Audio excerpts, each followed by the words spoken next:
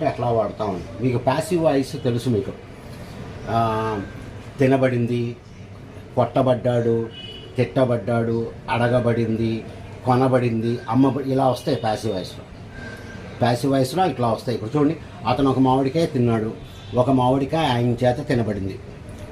Teacher పిల్లవాడిని తిట్టాడు, పిల్లవాడు టీచర్ చేత తిట్టబడ్డాడు. ఇవి మనం చాలా ఈజీగా రాసేస్తాం ప్యాసివ్ వాయిస్లో. ఎట్లాగా రాస్తాం అనేది ఈ క్లాస్లో మనం చూద్దాం. ఇప్పుడు చూడండి, first sentence, the mango was eaten. The mango was eaten. First ఇక్కడి నుంచి స్టార్ట్ చేద్దాం. అసలు ఎలా ఉంది స్ట్రక్చర్?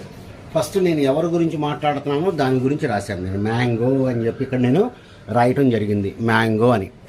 తర్వాత జరిగిపోయి చాలా కాలం అయింది కాబట్టి నేను వజ్ అనేది రాశాను, మ్యాంగో వజ్ అని. జరిగిపోయింది ఎప్పుడో కాబట్టి వచ్చింది. కాబట్టి జరిగిపోతే మీకు వజ్ కానీ వర్ కానీ వస్తాయి.